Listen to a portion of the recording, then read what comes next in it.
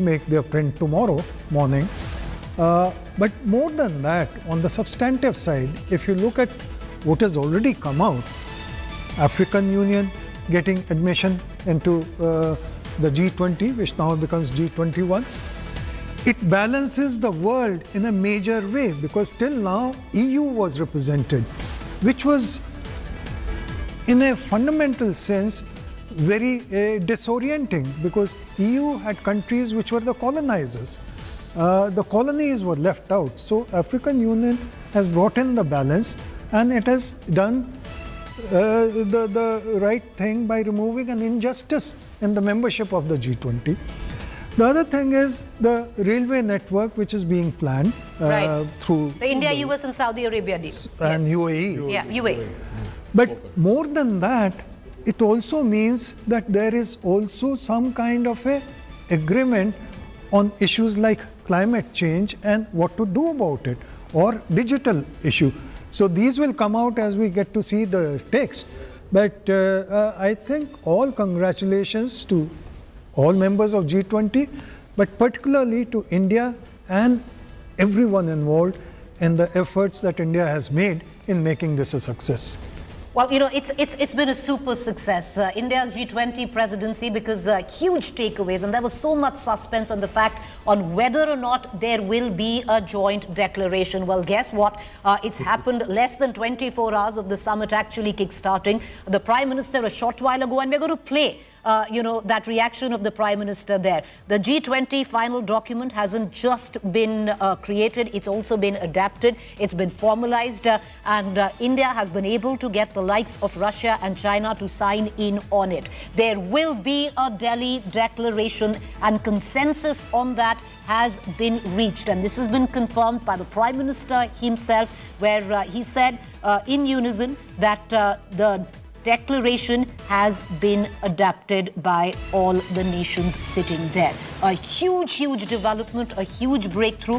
And if you actually look at it, when you look back on India's G20 presidency, it's going to be humongously successful, not just with the advent of the African Union, changing not just the physical contours on what exactly the G20 has stood for when it comes down to inclusion of developing countries. Where from G20, it's now G21. And just a short while back, and Ambassador Dogra is right, just a short while back, we were speaking to international journalists, and there seemed to have been so much apprehension, Ambassador Dogra, on the fact that whether or not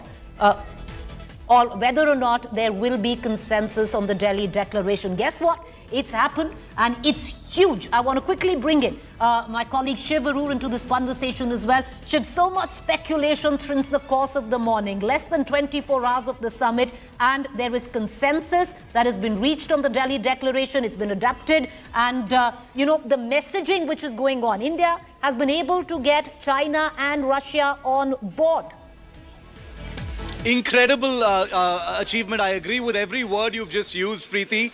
What India has managed to do is what Indonesia didn't really manage to do last year. We've seen what Putin has gone back on his words. China has retracted. The world has completely changed since the Bali summit of the G20 last year. But the Delhi Declaration, finding alignment, finding consensus, and being adopted unanimously is an enormous achievement, not just of Indian leadership, but our diplomatic machinery as well. It's a vindication of India's foreign policy stand over the last couple of years, and especially post the Ukraine war.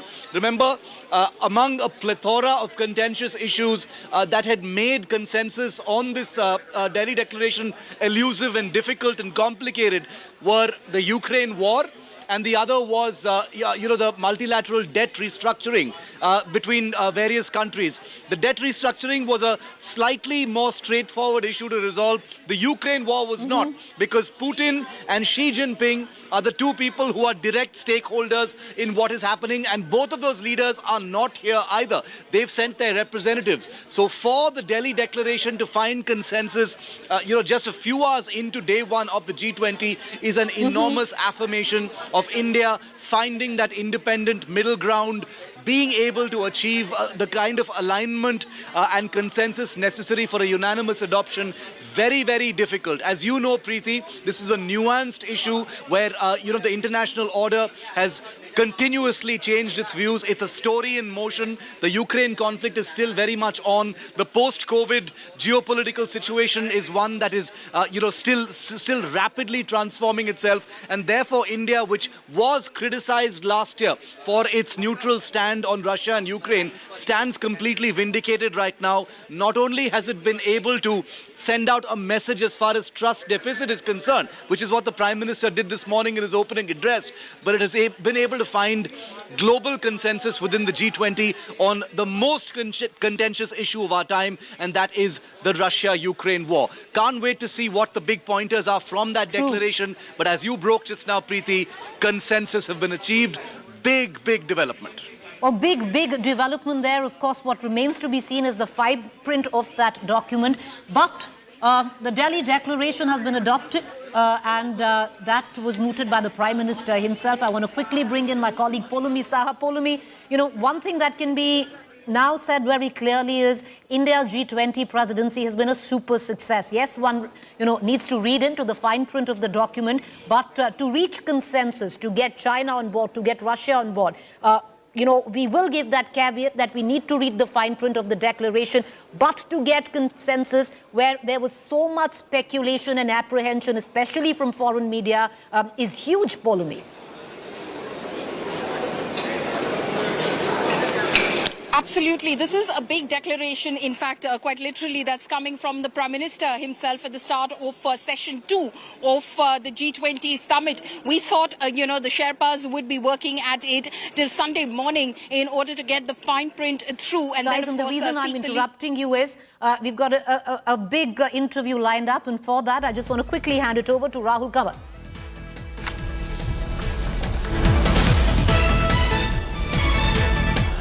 One of the biggest takeaways from India's G20 is that the African Union will be given membership of the G20 invited to the high table under the presidency of Prime Minister Modi.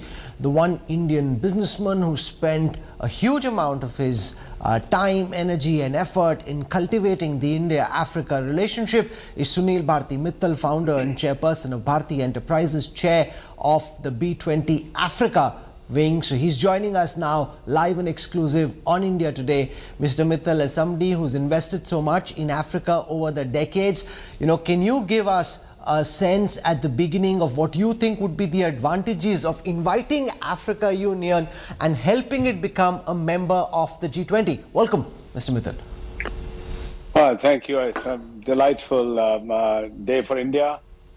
I would say what we have achieved in session 1 of getting AU included as a permanent member on G20 was without a doubt one of the big, bold declarations of the day, adopted unanimously by all the members. And I was just watching on your channel that we have had the second session start with another big bang announcement that the Delhi Declaration has been adopted, which I mentioned earlier in the morning on another channel. And I remain very hopeful that India's leadership in getting a consensus from all, even on some of the most contentious issues, will be achieved, seems to have been achieved. I'm sure all of us will look forward to seeing the fine print and language, but diplomacy is the art of finding the right nuance in every language to get everybody on board. I think the Indian leadership, ministers, the Sherpa, all have worked very hard to get to something which we eagerly look forward to. Delhi Declaration, being a consensus declaration, will, to my mind, be one of the major hallmarks of G20, India's G20 year. Coming back to Africa, I have been working in Africa for 14 years now. We not only have significant investments, I have personally been leading the India-Africa Business Council for long years and had the great privilege to chair the Africa Economic Integration Council at the B20, an area which I know the Prime Minister wants to leave a very big legacy behind his G20 presidency. Soon after the B20 got over in the capital, I know you flew to Africa. Could you give our viewers a sense of how countries in Africa are looking at the kind of effort India has invested in trying to get the African Union on board, inviting a country like Nigeria, pushing so hard through the G20 to ensure that the African Union gets this membership? How are countries in Africa looking at this? I think they are really looking at India as a leader of not only just global South, but in particular focus towards Africa. I went and met a number of heads of states in Africa in the last 1 year of run-up of B20, Nigeria, Kenya, Congo, Zambia, and many others. And I would say everybody was very keen for India to take a strong leadership position as a champion of Africa and African Union in the G20.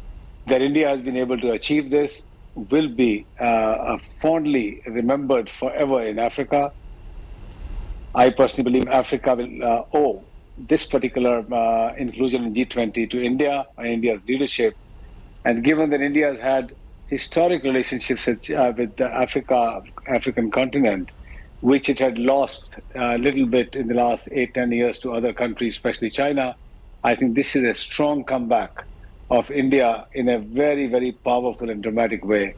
It will help Indian businesses to set up shops in Africa, set up factories there, go and start new businesses there. And I can tell you, with what has happened today, Indians will be more welcome than ever before in the entire African continent. India has been reaching out to Africa in a structured way since 2008, but a country like China, you mentioned China, that outreach started around 2000 when Jiang Zemin was president, and since then the Forum on China-Africa Cooperation began its ministerial meetings in Beijing and elsewhere, and they've really tried very hard through initiatives like the Belt and Road to build deep linkages with Africa, and in some cases causing indebtedness in these African countries as well. Do you see this as an inevitable contestation between India and China, one wanting to be the voice of the global South, the other thinking of itself as the natural leader of the global South? No, absolutely. There is a very stark difference in how China has approached Africa and how India has maintained its engagement with Africa. China has given tons of money. There's no question about that. They wrote big checks. But against those monies, they secured commitments for contracts on mining, critical metals and minerals, a lot of extractive businesses, which have not helped the African countries. In fact, they have indebted them to a point where they are now in deep distress, some of them at a point where they will default, and some have defaulted. On the other hand, India, while it did not write big checks, provided a lot of technology support, a lot of diplomatic support, a lot of political support, and also through Exim Bank gave due amounts of soft loans and grants as well, not to the levels that China was giving, but there was nothing in exchange for that we will go and extract critical minerals and metals out of Africa. So wherever I'm going now, I am seeing through the African leadership a different way of looking at India as compared to China. They are trying to get their debts waived off by China. They are trying to knock at the doors of UN and other agencies, including EU and OECD, to waive off their loans. Whereas on the Indian side, they're seeking digital public infrastructure from India. They are seeking Indian businessmen to come and set up cement, steel, pharmaceutical plants. And during COVID, India's support on vaccines to Africa is also highly acknowledged and remembered. Yours is the second largest telecom operation in Africa. You operate in 14 markets, primarily in East Africa, Central and West Africa, but you've also burnt your fingers in countries like Botswana, where you tried to set up operations but failed. But from there, it's been quite a journey. At a macro level, can you share your takeaways on the similarities, dissimilarities, the challenges of dealing with Africa as a continent relative to how it is to do business in India? Well, I would say Africa is certainly significantly behind India in terms of infrastructure. Setting up towers, putting up fiber is not easy. A lot of stuff has to be imported. Local industry doesn't have enough support system or supply chain to support your businesses. So it is difficult. Currency depreciation has been a great cause of concern. In some of the countries, getting dollars is a very, very difficult proposition. And as you know, in the telecom industry, most of the equipment is imported, devices have to be imported, network has to be imported. So there are challenges. I will not underestimate the challenges, but this is a continent of hope. 1.4 billion people with the fastest growing population anywhere in the world, land mass which is 10 times the size of India, a lot of alluvial fertile land across the Congo basin, critical minerals and metals. If the world focuses on Africa, there is much to be done there. It will take a decade or two for Africa to be lifted out of its difficulties. But imagine once it can economically develop itself, some infrastructure can be put into place, Africa can actually resolve a lot of problems of the world, including world hunger. They can produce so much food even with 10% of their land put to use. All the critical minerals and metals which are required for electric vehicles and new age energy, all that is there. And of course, young people who are available to work for the world. So I would say it is not going to be easy doing business in Africa, but people who are doing businesses there for a long period of time can tell you that the potential remains very strong. Airtel continues to grow at 20% year on year in Africa.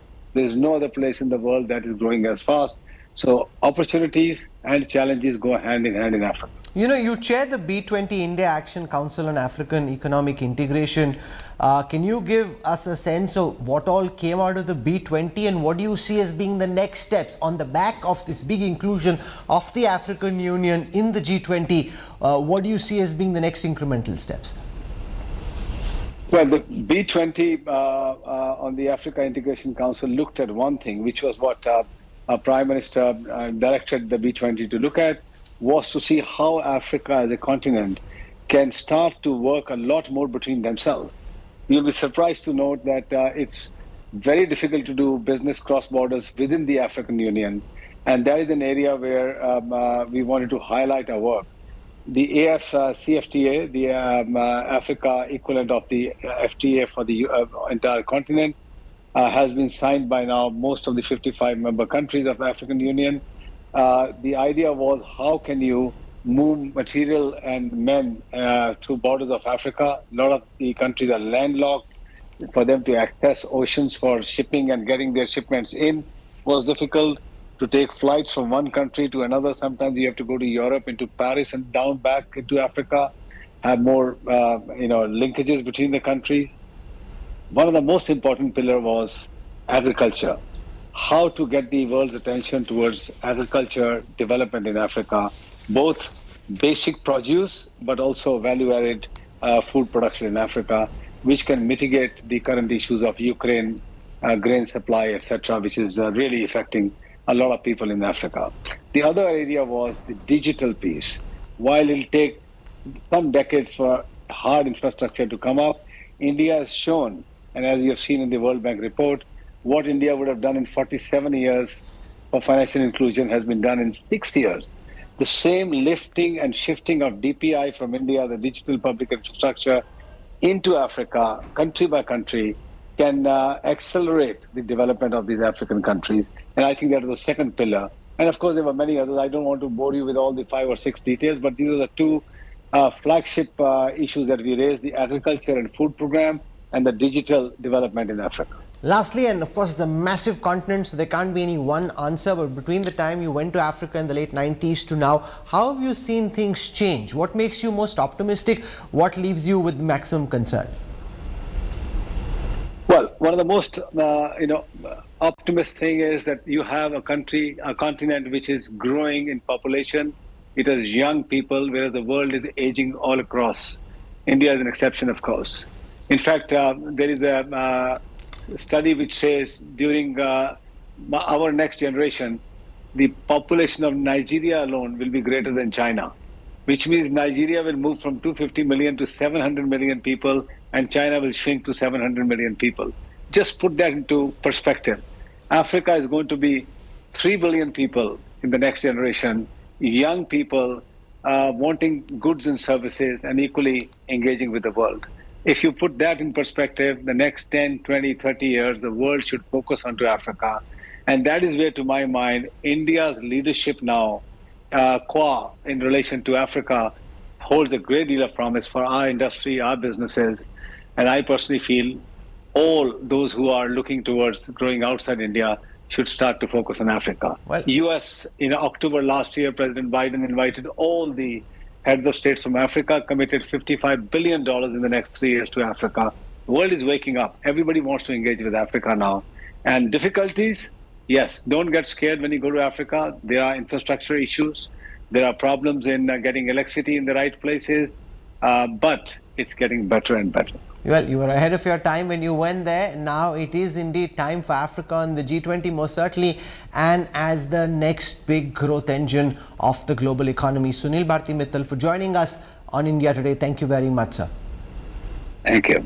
So that's Sunil Mittal talking about how things have changed in Africa and what getting the African Union on board the G20 would mean. There are 55 countries, all of them would know that this happened during the G20, during India's presidency, and that really is a signal of India's soft power, especially when contrasted with the kind of debt levels that China has piled up across the continent. A very different approach, an approach which signifies friendship, an approach that signifies wanting to champion the causes of the African people and of the people of the global south. I'm slipping into a break. I'll have more for you when we come back on the other side. Stay with us, back in a moment.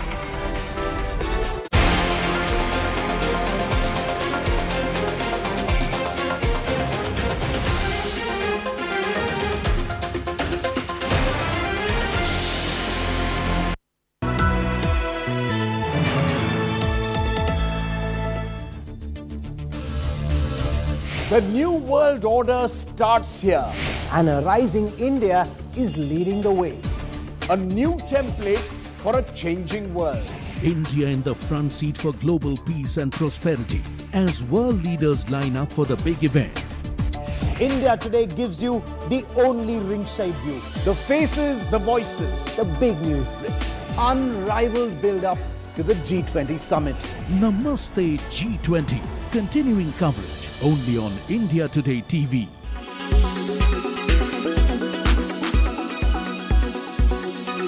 इक्कीसवीं सदी का यह समय पूरी दुनिया को नई दिशा दिखाने वाला और नई दिशा देने वाला एक महत्वपूर्ण समय है। ये वो समय है जब बरसों पुरानी चुनौतियां हमसे नए समाधान मांग रही।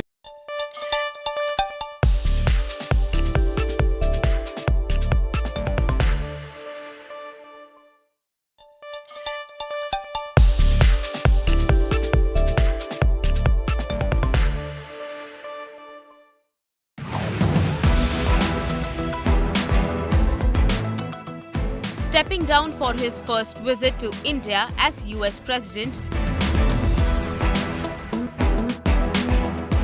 India rolls out the red carpet for President Biden.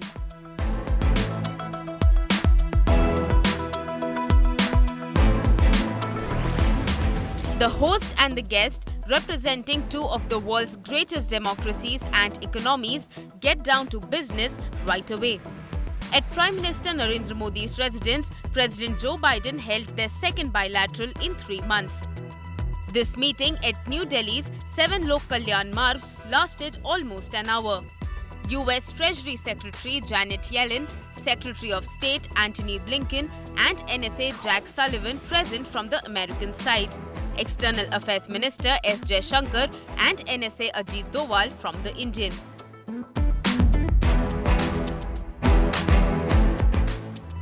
A meeting promising substantive progress in what it acknowledged as the groundbreaking achievements of Prime Minister Modi's historic visit to Washington in June. Let me begin with the bilateral between Prime Minister Modi and President Biden. He has invited President Biden for the Quad Summit in 2024. Now, there is a lot of rumor or speculation regarding the Republic Day chief guests, and they could very well be the Quad leaders. So an invitation has been extended to President Biden. We'll have to see what happens with the Japanese Premier and the The leaders welcomed commencement of negotiations for a commercial agreement between GE Aerospace and Hindustan Aeronautics Limited to manufacture jet engines in India. According to a joint statement, Prime Minister Modi and President Biden also reaffirmed their support for building resilient global semiconductor supply chains.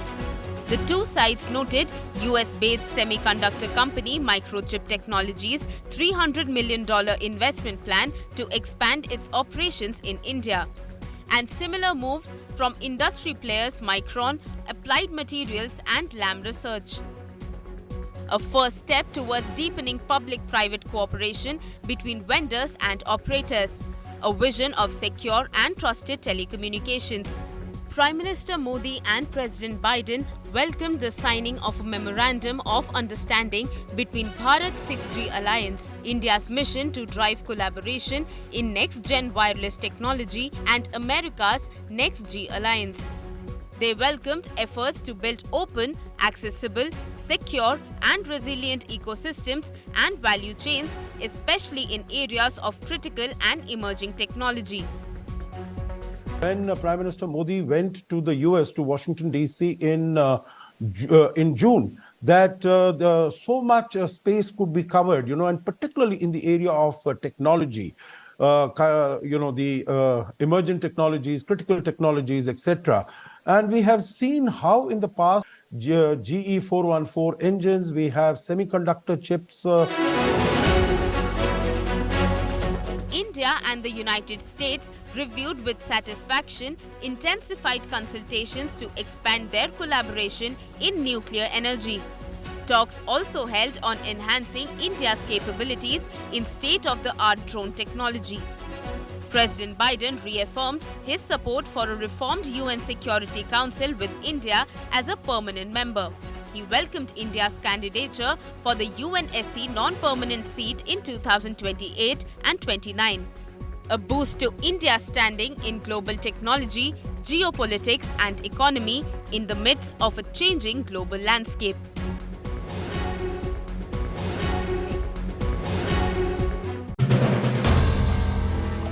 If you like the video, do like, comment, share and subscribe.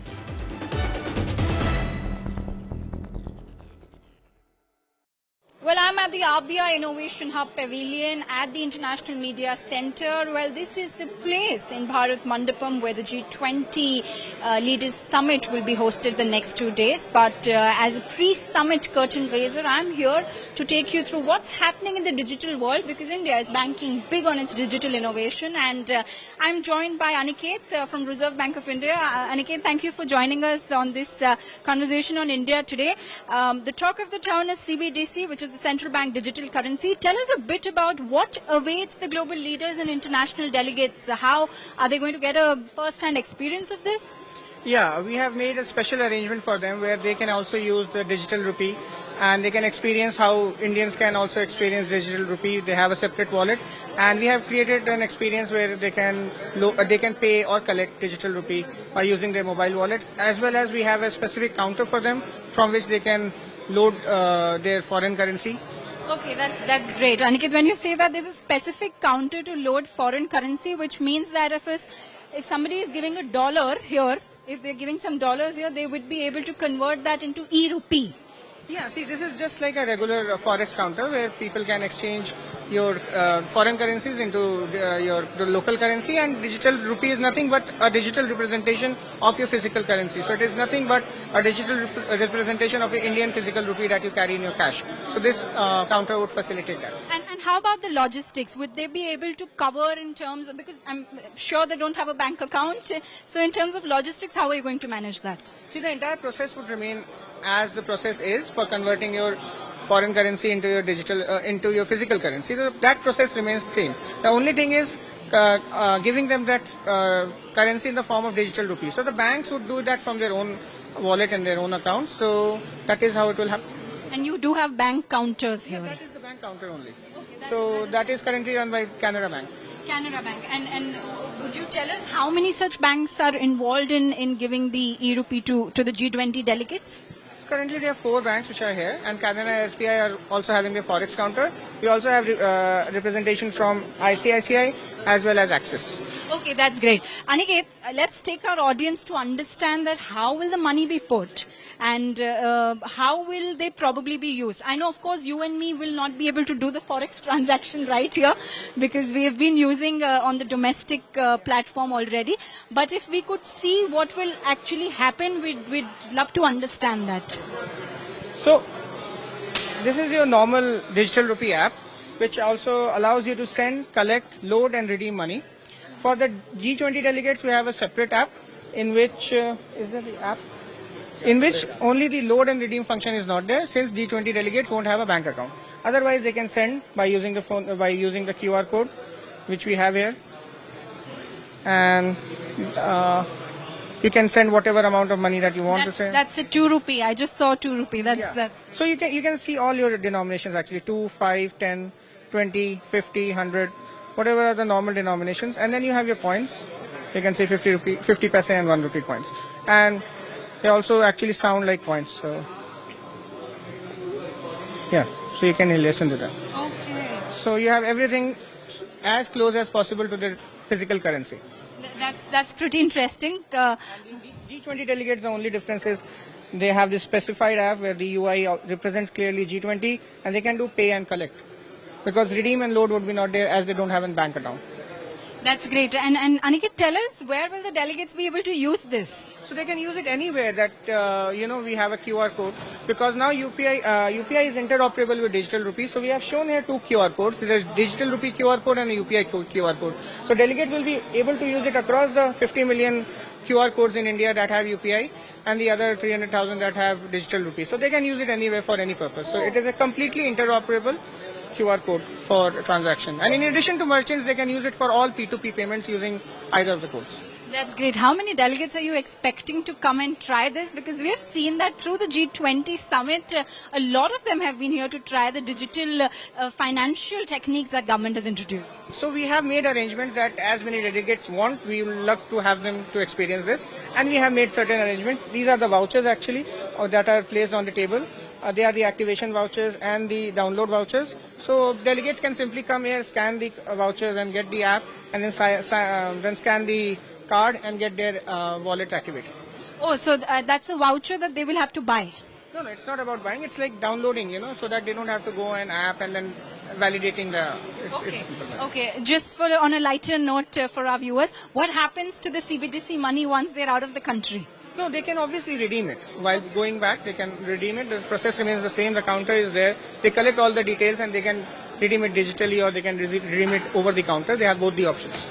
So they can use it. Great. Thank you so much, Aniket, for joining us. That's coming in from the CBDC counter in the RBI Innovation Pavilion. But we're also joined with Mr. Brijesh from Reserve Bank of India Innovation Hub. And Brijesh ji, here a lot of course, techniques on digital financing. And I'm expecting tomorrow when the summit starts, this is going to be quite a full place. Tell us a bit about the frictionless credit system. We do understand RBI's initiative of making it better for the MSMEs, farmers, but tell us a bit more about it. See, basically this is the recent initiative of Reserve Bank of India in association with Reserve Bank Innovation Hub. So the idea is to how to reduce the friction which is there in the lending process to the minimum level so that the consumer get a wonderful experience and the paperwork or the different problems which are associated with the existing process that can be obviated with the use of technology. So that has been the initiative, that has been the thought process, and based on that this recent initiative has been launched. So in this public platform for frictionless credit, we have developed this platform which is connecting to the multiple data sources, and the platform will get connected to the multiple data sources which is required for assessing the loan, and the lenders, they only have to connect to the platform. So it's a plug and play model, and it obviates the need of multiple connections between the lenders and the multiple data source providers. So it becomes the process becomes very simple, smooth, and it has multiple benefits for the consumers as well as for the lenders. So the turnaround time for any processing that becomes very less. In fact, the cost of lending also undergoes tremendous reduction. So that is at display. Here we are showcasing two digital experience of. Yes, you can come inside. So you are talking about two different kinds of digital experiences that the delegates could experience? Yes, actually these are the two initiatives which we started from last year. Initially we started with Kisan Credit Card, which is one of the most important product for the Kisan. So we digitized this process. We initially started the pilot on this, and based on the experience, the Kisan Credit Card loan, which earlier used to take some 2 to 3 weeks for a sanction, with the digital Kisan Credit Card pilot, we could reduce that turnaround time to few minutes. So with API integrations, this was done. And after this, we also initiated in the similar lines. We also moved to a new product, that is digital cattle financing. So basically the milk farmers, so their basic income is on milk. So on the basis of the milk pouring data, the milk which they pour to the milk cooperatives, based on that data, how loans can be given to these milk farmers, that is being tested in this pilot. So these were on, and based on these experiences, the public tech platform was further developed. So it is now pilot has already started, and under the public tech platform, we are right now piloting on this digital Kisan Credit Card, digital dairy, as well as MSME without collateral, even housing loan. So going forward, this will further the number of products would be increased. Some banks are already onboarded into the platform. In times to come, many more will join us. Yeah, so absolutely. That's quite an example, you see, for the international delegates who will be joining us to witness that what India is doing in terms of its digital financial innovation. Thank you so much for joining us, Brijesh ji, on this, and we of course wish you luck, hoping that the pilot project soon turns out to be a successful one. Thank you so much.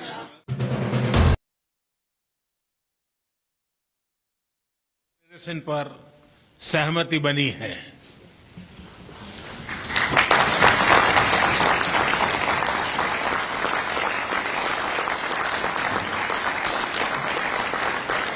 मेरा प्रस्ताव है कि इस leaders declaration को भी adapt किया जाए।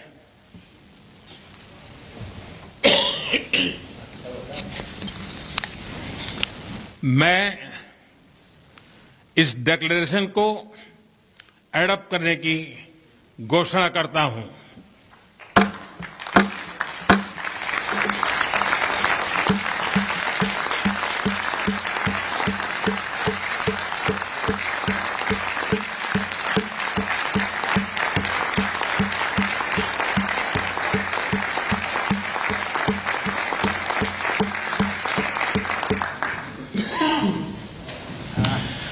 इस अवसर पर मैं हमारे मंत्रीगण, शेरपा और सभी अधिकारियों का हृदय से अभिनंदन करता हूं, जिन्होंने अथाक परिश्रम करके इसे सार्थक किया है, और इसलिए वे सभी अभिनंदन के अधिकारी हैं। So you heard the Prime Minister speaking about the declaration. Let's go across now to the venue, to the location where all of this is happening. Joining us, our managing editor, Gaurav Sawant, from the venue, from the Bharat Mandapam. Gaurav, do tell us the significance of the declaration that has reached a consensus, because there were many critics who were actually saying that this could be an unprecedented moment, there would be no consensus, but India has achieved it.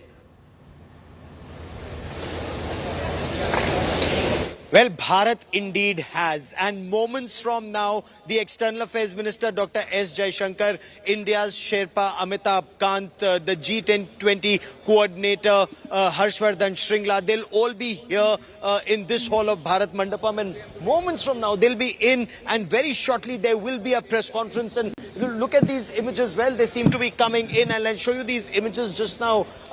This is the Indian team which is gradually coming in. Okay, the bureaucrats, the diplomats are coming in right now. Just in a while, we will see, there you see External Affairs Minister Dr. S. Jaishankar, Finance Minister Nirmala Sitharaman. You also have Amitabh Kant, the G20 Sherpa coming. The officials, the entire Sherpa team with them. These are the diplomats. These are the diplomats who've burnt the midnight oil. And for a year, okay, I can also see Foreign Secretary Vinay Quatra walking in. There will be a press conference just moments from now, and we shall actually see how what many were describing as the impossible has actually been achieved here at Bharat's G20. How was this achieved? They burnt the midnight oil. Yes, there were niggles. Yes, there were questions. And yes, there were people who were saying that unless Russia-Ukraine conflict is mentioned and adequately addressed, they will not sign the dotted line. But this is how India very deftly handled this situation. The External Affairs Minister will shortly, give us details about how they managed this. You also heard what Prime Minister Narendra Modi said. Two things extremely important. One, African Union becoming a part of G20. That is India's big achievement. India, again, burning the midnight oil, persuading everyone to come on board to ensure that a new world order emerges and Africa gets adequate representation in this very important economic body. That's point one. Point two, what the Prime Minister said when it came to trust deficit. He said we've been able to overcome COVID, but we need to overcome this trust deficit because of Yudh. Yudh was a statement, a word that was used, and the moment the Prime Minister of India said that, the aim was achieved. So I'll once again toss it back to you in the studio, because moments from now, we will now be hearing the External Affairs Minister. I know you'll have to go in for that press conference, Gaurav. So we'll let you go. I want to take this across to Maushmi Singh. She's got with her spokesperson of the South African president. I'm going to quickly hand it over to you, Maushmi, for those updates of what South Africa has to say about the Delhi Declaration. Right. Right, so it's a big moment for India and big moment for all the G20 members, and we are joined by Vincent Magwenya, who's the spokesperson for the South African president. Welcome on India today, sir. A big day. The Prime Minister of India just announced that there's an attempt to build consensus over the Delhi Declaration, and general consensus. Leaders agree to the Delhi Declaration. How do you respond? Well, we were always confident that the summit will reach consensus on its declaration. We referenced last year's experience in Bali, where we were confronted by similar issues. We pointed out that this year we have developments that are aimed at peacefully resolving the Ukraine-Russia conflict, and that's something the summit will be cognizant of. And so we were confident that this summit will reach consensus on the declaration like it did last year in Bali. Right. And how do you respond to the fact, sir, that it's a historic moment for the African Union as well? Them being added to the G20 gives tremendous boost to the entire forum. Yes, it does. We are delighted at that development. I would like to congratulate and applaud Prime Minister Modi for the leadership he has demonstrated in ensuring that this summit is inclusive, for formulating and defining this summit around the inclusion of the Global South, and ultimately ensuring that the African Union, which represents more than 1.4 billion people, is a full participant in the G20 as a member. And so it's a delightful development, one that has set a standard for future summits. Even non-G20 summits will find it difficult to formulate themselves and exclude large parts of the world. Right. And now, since the G20 would become G21 and include 80% of the population of the world, that would also be a landmark. But if you look at the entire presidency of India, sir, and the Prime Minister said there is consensus, but is there a gap between consensus, the declaration having consensus or being adopted? And, somewhere Ukraine-Russia war has a large bearing. No, you can never have any adoption that is not born out of consensus. Adoption of the declaration will be born out of consensus. So the mere fact that you have consensus, it means the declaration will be adopted. Consensus is a key step towards that road of adoption. And so it confirms our sentiment from the onset that we were reasonably confident that the summit declaration was going to be adopted with a degree of consensus. And so we're there exactly. This has been an extremely successful summit, well organized. Okay.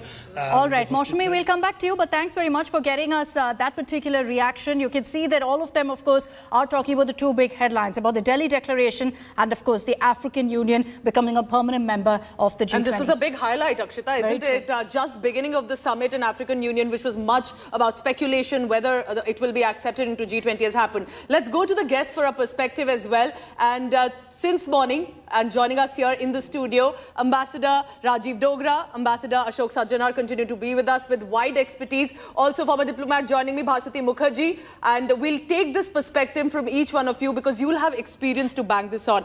Ambassador Sajjanar, let's begin with the African Union, the manner in which, very respectfully, the Foreign Affairs Minister went and brought in the one representing the African Union, and there was a hug. There was clearly a sort of friendship that was reflected as voice of Global South that India or Bharat is attempting to become, and of course in the manner in which, as Akshita also said, a Vishwa Guru but also a Vishwamitra. But were you surprised that the African Union inclusion actually happened, in fact, right at the start, not waiting for the summit to end? Yeah, that did come as a surprise, meaning I think it was more or less expected that African Union would become a member during the course of this, but then there were also some doubts and some apprehensions that had been expressed in certain quarters that some countries, and let me not name, or one country, might wish to sort of delay it, defer it, so that India does not get the glory, India does not get the credit for bringing African Union into the fold. But I think the manner in which Prime Minister Modi played it, he played it very deftly, he played it very well right at the beginning. And I think he left a little, gave opportunity, but little opportunity to anyone to be able to object. And so it was, right at the beginning.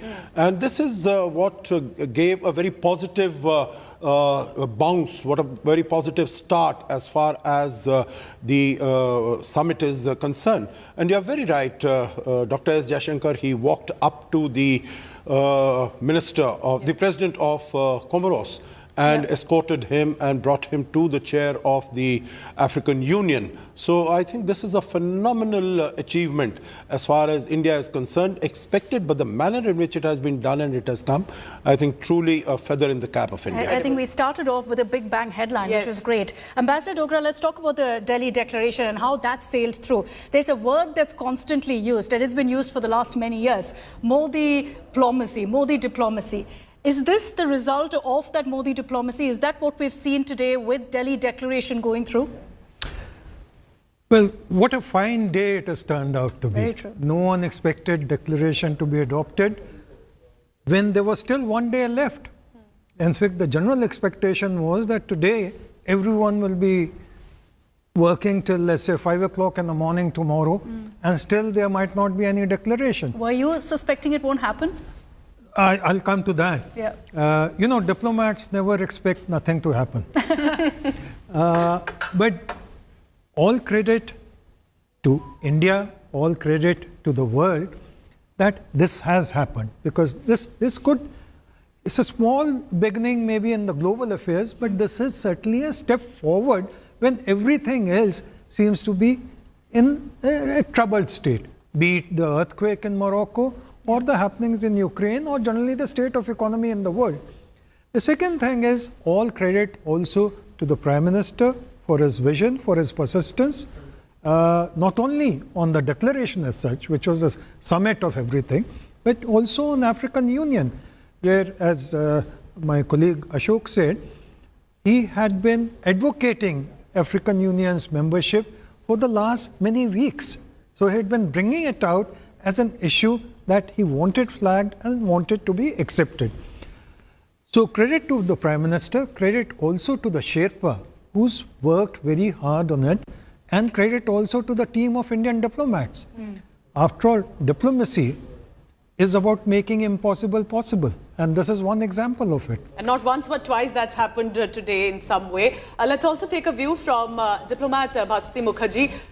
Ma'am, you tell us from your experience, how difficult is it usually to get 20 nations, and some of them are literally superpowers, to get them together to reach a consensus, whether it's about the inclusion of African Union or it is about the Delhi Declaration as well.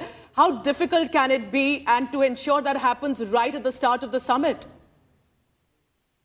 Well, first of all, I wanted to say that today is India's day. It's a victory for the nation. It's a victory for the Prime Minister, for the External Affairs Minister, for the Sherpa, and for the entire Indian team. As far as the membership of the African Union is concerned, we did get a hint about it at the Sherpa press conference yesterday. The diplomats had burnt the midnight oil to ensure that this morning the African Union would be escorted to their place with honor, as indeed happened. And this is a great achievement because, as Prime Minister Modi said, that India represents the global south. And for many, many years, the African Union have been seeking a place at the high table. And this was done under India's presidency. As far as Vasudhaiva Kutumbakam is concerned, which was the motto which China objected to, I would like to add here that the entire phrase of Vasudhaiva Kutumbakam is Udhara Charita Nama tu Vasudhaiva Kutumbakam. Ma'am, my apologies, my sincere apologies for interrupting, but we're just going to have to cut across to the live images coming in from the Bharat Mandapam. You've got the External Affairs Minister, Dr. S. Jaishankar. On his left is Finance Minister Nirmala Sitharaman. G20 Sherpa Amitabh Kant are on stage there. They'll have great news to deliver essentially to the nation and to the world. International media, huge contingent that's there right now, all of whom will want to know the details of the Delhi Declaration, a 37-page document that we have with us also on India Today. But the Minister will be explaining that. Let's cut across live. Thank you for coming at short notice to this press conference on behalf of the G20 presidency. To give us a sense of the recent developments that have taken place, we have the pleasure of having with us Honorable External Affairs Minister Dr. S. Jaishankar, Honorable Finance Minister Madam Nirmala Sitharaman, Sherpa Amitabh Kant sir, Secretary DA, also Foreign Secretary sir, as well as Shri Shringla, Chief Coordinator of the G20. They will make brief opening statements, after which we'll open the floor for questions. Please note that we may not be able to accommodate all your questions given the time limit, but I would request now, sir, if you would like to take the floor first. Thank you. Thank you very much. Friends from the media, it is a great pleasure for all of us to speak to you, even as the G20 summit deliberations continue. You may be aware that at the start of the second session, the summit has adopted the G20 New Delhi Leaders' Declaration. What I would like to do is to give you an overarching perspective of India's G20 presidency. Thereafter, I would request my colleague, Finance Minister Nirmala Sitharaman, to speak about the key outcomes from the finance track. The Indian G20 Sherpa, Amitabh Kant, will then similarly speak on the results of the Sherpa track. We would thereafter be very glad to respond to your questions and comments. The message of our presidency, as you are all aware, is that we are one earth, one family, and we share one future. This draws the entire proceedings of the New Delhi summit are in fact organized accordingly, with 3 sessions devoted to each aspect of this theme. Now, reflecting this approach, we have consciously sought to make this G20 as inclusive and broad-based as possible. It is witnessing the participation of its 20 member states, 9 invitee nations, and 14 international organizations. It is a matter of particular satisfaction for us that the African Union has this morning become a permanent member of the G20, that too during the Indian presidency. This is in keeping with the priority that we attach to addressing the urgent concerns of the Global South. You would recall that at the beginning of our presidency, Prime Minister Modi's initiative, 125 nations were consulted to express the voice of the Global South. In terms of its organization and program, the Indian presidency, if I may say so, has been exceptional. Events have been spread across 60 cities, which are truly across the length and breadth of India. There has been a popular participation and a societal involvement of an extraordinary degree. The interest in G20 proceedings have been particularly strong among our youth. It has been an opportunity to showcase our culture, traditions and heritage as well. The G20 has contributed to making India world ready and the world India ready. The declaration that the leaders have agreed on today focuses on promoting strong, sustainable, balanced and inclusive growth. It seeks to accelerate progress on SDGs and has come up with an action plan accordingly. It envisages a green development pact for a sustainable future. It endorses high-level principles on lifestyle for sustainable development, voluntary principles on hydrogen, the Chennai principles for a sustainable and resilient blue economy, and the Deccan principles on food security and nutrition, among others. The transformative and inclusive role of technology has been highlighted with a focus on digital public infrastructure. The Indian presidency's proposal of a One Future Alliance has also been noted. The G20 has reaffirmed the fundamental importance of gender equality and committed to halve the digital gender gap by 2030. Recognizing that the post-pandemic world order must necessarily be different from the world before it, the leaders have also emphasized the need to reinvigorate multilateralism and reform international financial institutions. This is particularly relevant to managing global debt vulnerabilities. So, as you can see, there have been many far-reaching and very consequential policies and decisions that have been agreed upon today. Keep all that in mind, I would, at this stage, request Finance Minister to highlight the key issues from the finance track. Thank you, Jaishankarji.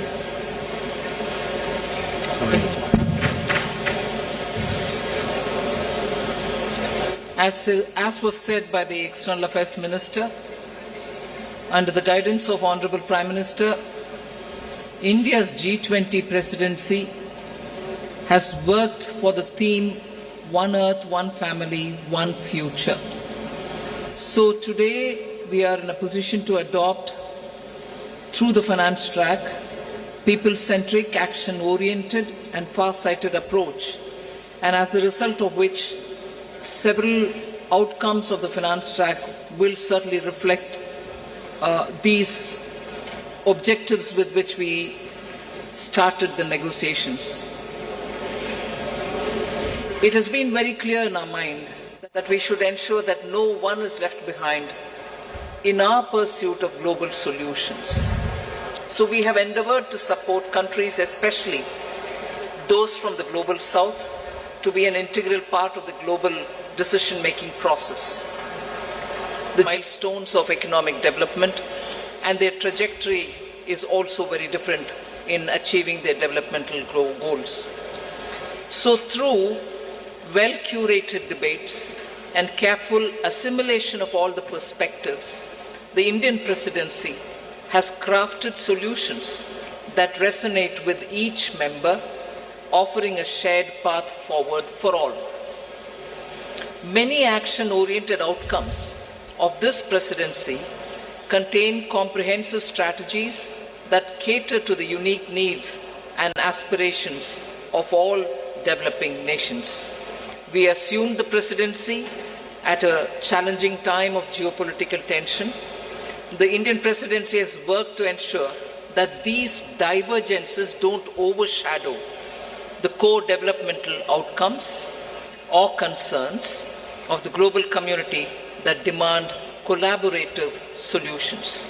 So today, as I look back at the 10 months of Indian presidency, I am left with gratitude and satisfaction. I can confidently state that the Indian G20 presidency has walked the talk. Now, let me share with you just some of the key achievements of the Indian presidency, the finance track. First one is the outcomes which are focused on strengthening the MDBs to address shared global challenges of the 21st century. So under this strengthening MDBs, there are 4 key highlights that I'd like to bring to your notice. The first one is agreement on the need for a better, bigger, and more effective MDBs. It is so necessary to have better, bigger, and more effective MDBs because the developmental demands from all across the globe is so high, these institutions will have to be better and bigger. This is also going to contribute to enhancing representation and voice of developing countries in the decision making. The second under the MDBs, strengthening of MDBs, is the G20 Independent Expert Group on strengthening MDBs, and this was established and it has submitted its volume 1.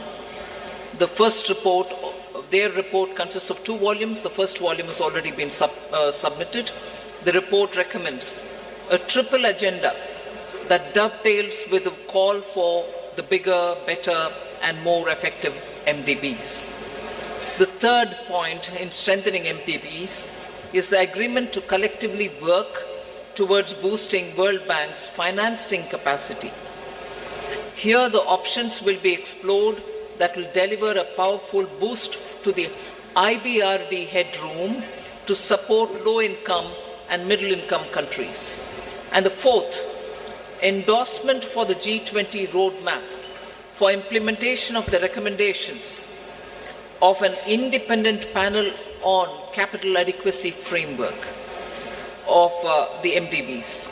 So the CAF recommendations are focused on enabling MDBs to use their existing resources effectively. The roadmap estimates, this is going to be of interest for the media, the roadmap estimates that implementation of the CAF and the measures thereby will potentially yield additional lending headroom of approximately $200 billion over the next decade. So through these achievements, India has harnessed the opportunity provided by the G20 presidency to effectively articulate and embed the priorities of the global South in the larger global conversation on the MDB reforms. I move to the second, laying the building blocks for a globally coordinated and comprehensive policy and regulatory framework for crypto assets. The global push for clearer policies on crypto assets has gained momentum under the Indian presidency, and a global consensus is emerging on the same.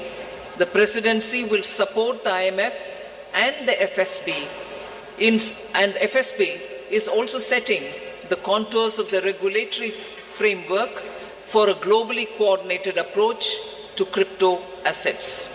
So the presidency, with the support of IMF and the FSB, is setting these contours. The IMF and FSB synthesis paper, about which I've spoken to the media earlier, including a roadmap. On that, I just want to give my observation.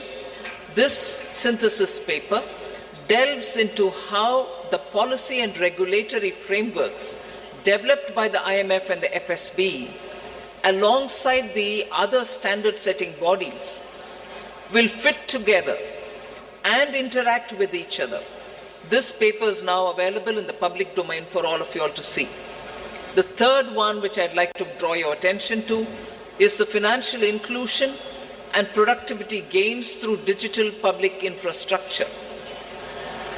India, as you all are aware, through the India Stack, became the first country to develop all three foundational DPIs: the digital identity, the real-time fast payment, and a platform to safely share personal data without compromising privacy. So embedded this concept in the G20 financial inclusion agenda by formulating G20 policy recommendations for advancing financial inclusion and productivity gains through digital public infrastructure. This set of recommendations cover 5 aspects: use of DPIs and accelerating financial inclusion, fostering well-designed DPIs, regulatory and supervisory aspects of DPI, institutional and governance arrangements by DPI, and ensuring customer protection. So DPI has also been integrated into the G20 Financial Inclusion Action Plan, the FIAP, which will run between 2024 and 2026. That's a strong legacy of the Indian presidency. We also assume the co-chair of the Global Partnership for Financial Inclusion. The implementation of the Financial Inclusion Action Plan, as well as the policy recommendations on DPI, will remain as areas that will continue to be heard across the G20 forum. So the fourth one, which I'd like to highlight, is the debt resolution under the common framework and also beyond the common framework. Since its establishment in 2021, only Chad as a country has had its debt restructured. The others have been waiting. So since India took over the G20 presidency, good progress has been made in the ongoing country cases under the common framework of debt treatment, and the 3 countries in that are Zambia, Ghana, and Ethiopia. We've also succeeded in using the G20 platform to also put in place a coordinated mechanism to address the debt situation of Sri Lanka, which is outside of the common framework. So G20 will continue discussing the policy-related issues linked to the implementation of the common framework and make periodically such appropriate recommendations. The launch of the Global Sovereign Debt Roundtable, which is co-chaired by IMF, the World Bank, and also the G20 presidency, to enhance the conversation among the various stakeholders and address current shortcomings in the debt restructuring process. That has now become an institution which is actually acting as a catalytic agent in getting resolutions done faster. The fifth point under the finance track, which I'd like to bring to your notice, is the financing of cities of tomorrow. Key concerns of the low-income countries and emerging markets is always been to mobilize resources for financing sustainable, resilient, and also inclusive cities of tomorrow. The G20 principles, which are issued for financing cities of tomorrow to promote effective and efficient use of financial resources to support urban development that is socially inclusive, environmentally responsible, and economically sustainable, are now all under the framework of the principles which have been used. The MDBs and the development financial institutions can use these principles in their financing plans for urban infrastructure. The sixth, which I'd like to quickly draw your attention, is the 2-pillar solution on global taxation, the international taxation. We've made substantial progress in the 2-pillar solution, and the work has also happened on the exchange of information on immovable property transactions between countries. There is a launch of the pilot program of the South Asia Academy in India for tax and financial crime investigation in collaboration with the OECD. The seventh, on which I'll elaborate, is mechanism to support the timely and adequate mobilization of resources for climate finance.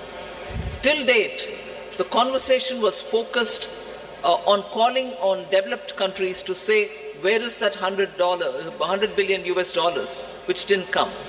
But Indian presidency adopted an action-oriented approach, and the G20 explored mechanisms that can support timely and adequate mobilization of resources for climate finance, facilitating access to multilateral climate funds and enhancing their leverage and ability to mobilize private capital has also been our focus. Special focus again on development, demonstration, deployment of green and low carbon technologies. Now the list of outcomes, I've pointed out 7, just 3 more which I'll not go into the detail, but you can take it as enough has been done on that. I'll also put it out for your consideration.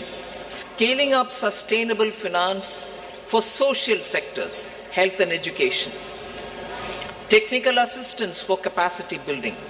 Then global conversation on transition policies, especially to include range of options, both on pricing and non-pricing. And the third one, enhancing finance health collaboration so as to cover many other work streams as well. So I listed out 7, elaborated on them, 3 others which have not elaborated, but on all of them, substantial progress and outcomes have been achieved. India's received tremendous support from the G20 members across the table. The outcomes of the Indian presidency are a testimony to India's commitment to multilateralism and for international cooperation. We assure the upcoming Brazilian presidency of our strong support and to continue the momentum on key issues of global importance. I now hand over back to Minister Jaishankar. Thank you, Nirmala ji. May I now request G20 Sherpa Amitabh Kant to bring out the major outcomes from the Sherpa track. Thank you, Minister. So first of all, when we started India's presidency, the Prime Minister had said that India's presidency must be inclusive, it must be decisive, it must be ambitious, and it must be action-oriented.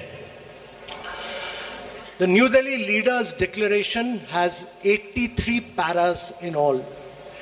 All 83 paras have 100% consensus across all countries. There are 8 paras on the geopolitical issue which is entitled Planet, People, Peace and Prosperity. All those 8 paras have 100% acceptance. All countries have unanimously supported the New Delhi Leaders' Declaration. This is one declaration without a single footnote and without any chair's summary. This is a complete statement with 100% unanimity.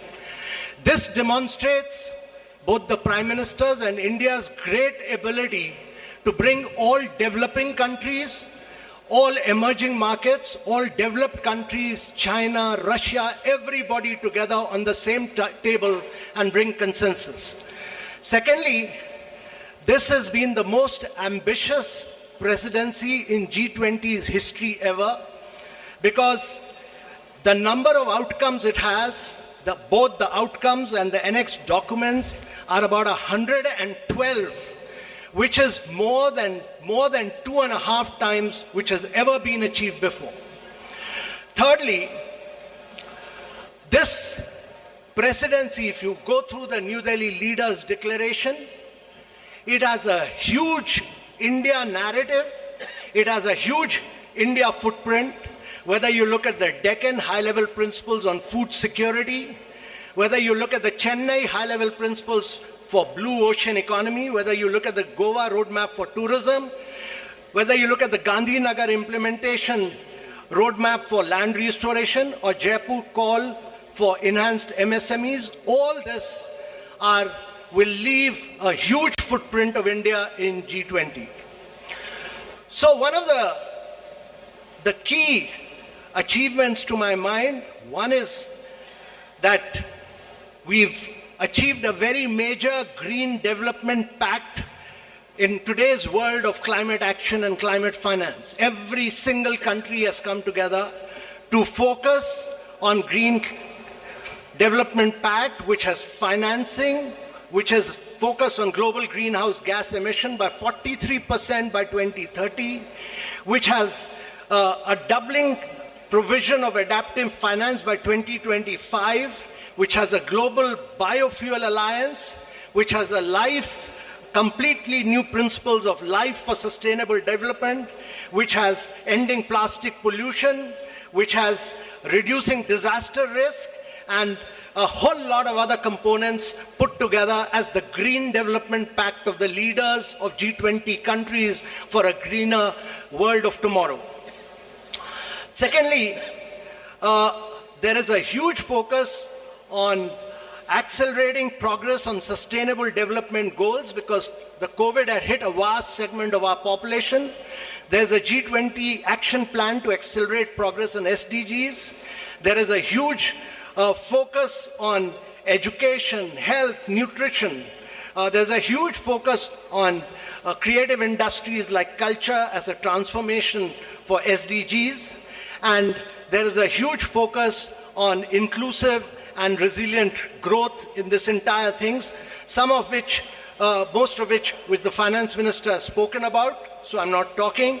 But I think one of the biggest achievements of this New Delhi Leaders Declaration is what we've achieved on women-led development with a massive focus on women empowerment and gender equality. And this focuses on reducing labor force participation gap, bridging the gender digital divide. There's a huge focus on gender inclusive climate action. There's a completely big focus on women's food security, nutrition and well-being. And we've created a new working group on empowerment of women, which Brazil will carry forward. There's the next key big focus has been on technological transformation and the digital public infrastructure. Before we started our presidency, there was a vacuum on the digital world. There was no definition of digital public infrastructure. There was no framework. Both the definition and the framework has been accepted by G20. And for the first time, there is a new financial architecture for digital public infrastructure. There's also a global digital public infrastructure repository. There's a huge new focus. For the first time in the world, the G20 leaders have focused on artificial intelligence. They have focused on cyber security. Also, I would say that one of the key aspects of this presidency has been its focus on developing and emerging markets. No document of G20 has had such an immense focus on developing and emerging markets and the voice of the global south as this particular document has. This is a document of the global south. This is a document of the developing countries which came together and spelled out their priorities. And India has been the spokesperson of all the global south and spelled out their priorities in this document. This document also condemns terrorism. It denies terrorist groups safe haven and freedom of operation and many other things. But let me assure you that for the planet, there are several new initiatives on climate and health, and this has been an inclusive G20. This has been a very a G20 where the leaders give a direction to global agendas, and this has laid the foundation for very bold action. But more than anything else, it has amplified the voice of global south. It has also demonstrated that India has a huge capacity of bringing the world together and leading the world in developmental and geopolitical issues as well. So thank you very much, ladies and gentlemen. Thank you, Amitabh. Following up on my colleagues, let me add a few more remarks. While noting that the G20 is not the platform to resolve geopolitical and security issues, the leaders recognized that they can have significant consequences for the global economy. In particular, they dwelt on the ongoing war in Ukraine and the impact it has had, especially on developing and least developing nations still recovering from the pandemic and economic disruption. The 3 F's, food, fuel, and fertilizers, were issues of special concern. Another subject that was addressed by them, as the Sherpa noted, was countering terrorism and money laundering. The leaders condemned terrorism in all its forms and manifestations and recognized that it constitutes one of the more serious threats to international peace and security. So, in conclusion, as you can all see, all G20 member states have come to New Delhi with a strong sense of responsibility about addressing the most pressing global challenges. Speaking for India, we are clear that no one left behind, as the finance minister highlighted. No one left behind is as much a foreign policy goal as it is a domestic one. Indeed, it should be a global one. Obviously, there are differing viewpoints and interests at play in regard to the various issues under discussion. However, we have been able to find common ground on all of them. As a result, we can justifiably state that under Prime Minister Narendra Modi's guidance, the New Delhi summit has given clear directions for the growth and development of the global economy in the years ahead. We would be glad to respond to your queries. Thank you.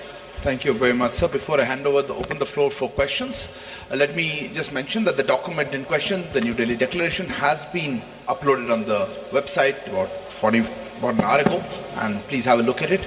Let me open now the floor. I see gentlemen at the back. Yeah, right there at the back on the left.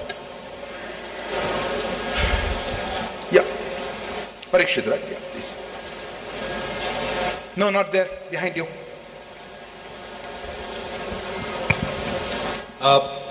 One question to... Please introduce yourself and the organization. I'm Parikshit Luthra from CNBC TV18. My question to Minister Jaishankar and G20 Sherpa Amitabh Kant and also Finance Minister Nirmala Sitharaman. How difficult was it to have consensus on the wording of the Ukraine-Russia war? This has been a difficult point in every conversation in the G20. There were several drafts circulated. We heard of a new draft this morning as well. Were there any countries which actually helped India in bringing consensus on the table? I see a name. I see the lady here. Please, ma'am. Yeah, you.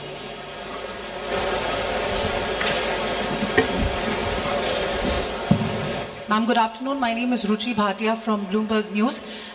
The Ukraine paragraphs also mention about the work that Turkey did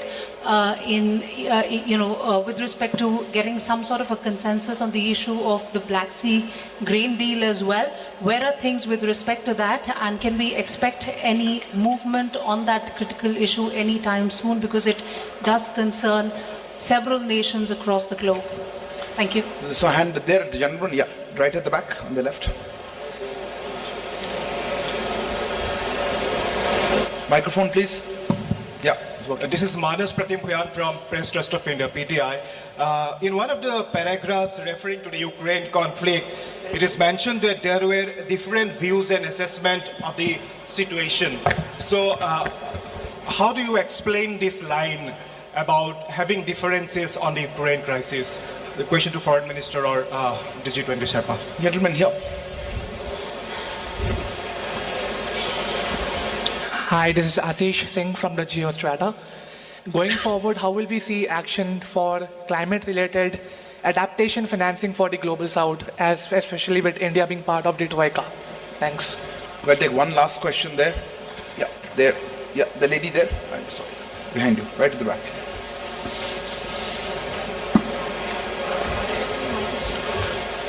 Okay. Hi, I'm Hamna from Brute. I wanted to know, does India see itself as the leader of the global south, and how did it assume this role? Because there's been a lot of conversation about bringing the global south together. So, yeah. Sir, may I didn't get the last one. The last question was India. How does India see itself as leader of global south? As the leader of the global south. Where is this lady? I'll just go with the stop, then I'll. Let me respond to some of the questions, and then I'd request the Sherpa to come in on that after me. How difficult was it to forge consensus on the Ukraine issue? This, as we have pointed out, is a declaration of 83 paragraphs. It has a lot of content. There are a lot of subjects which have been covered, some of which we have spoken about. But obviously, because of the ongoing conflict, the strong views about it, considerable time was spent, especially in the last few days, in regard to geopolitical issues, which really centered around the war in Ukraine. The question who helped, eventually everybody helped, because everybody came together for the consensus. But I think if Sherpa would bear me out, I think the emerging markets took a particular lead on this, and many of us have a strong history of working together. Bear in mind that actually you have 4 developing countries in succession as G20 presidency: Indonesia, us, Brazil, and South Africa. So, but I would say, rather than who helped, the point to be recognized is that a common landing point was ultimately fashioned out. On the Black Sea grain corridor, there are many discussions going on. As you know, the Foreign Minister of Russia is here. The President of Turkey and his delegation are here. UN Secretary General is here. Other people are here. So it's natural that there would be discussions going on this. In the past, I should add, when the Green Corridor was created at Bali last year, we had also, in our own way, contributed to some bridging of viewpoints and concerns, both at that time between Turkey and Russia, and also worked with the UN Secretary General. On the sentence, or that phrase about having different viewpoints and assessments, I think we are being transparent. It is a fact. This is today a very polarizing issue. There are multiple views on this. There are a spectrum of views on this. So I think, in all fairness, it was only right to record what was the reality in the meeting rooms, and I think that is the sense that is sought to be captured. And I will leave the climate action issue to Sherpa, and I don't know if Finance Minister would like to speak on it.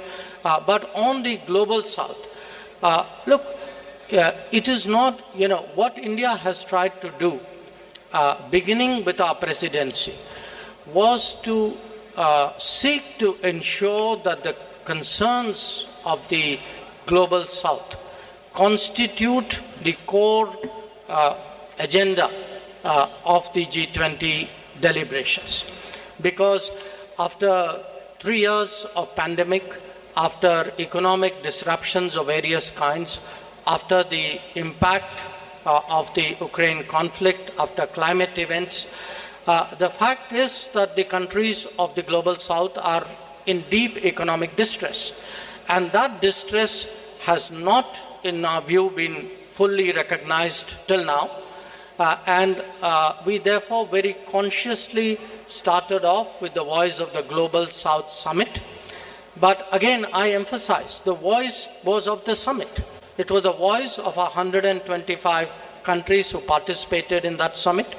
But we, as the G20 presidency, we saw it as our responsibility of distilling the views which were expressed in that summit and putting it before the rest of the G20. And we can take a lot of satisfaction that many of the issues that the finance minister highlighted, which the Sherpa highlighted, these are truly global South issues, and we hope that certainly the Delhi summit and the deliberations which will take place today and tomorrow would give strong guidance to take them forward.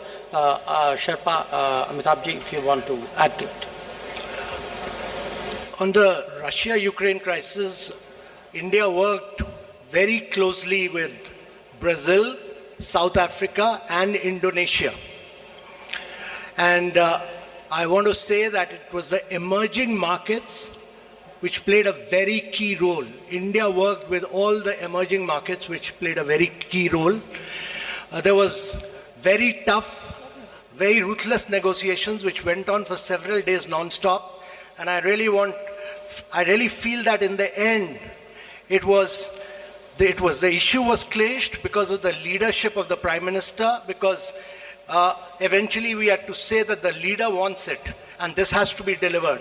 And secondly, I really want to thank Mr. Jaishankar. I constantly took his advice, and he guided me, and he gave me two really outstanding officers. One was Nag Naidu, who's a very outstanding officer and very enthusiastic, motivated young officer who worked with me, Inam Gambhir. They did a really outstanding job as far as the geopolitical issues concerned.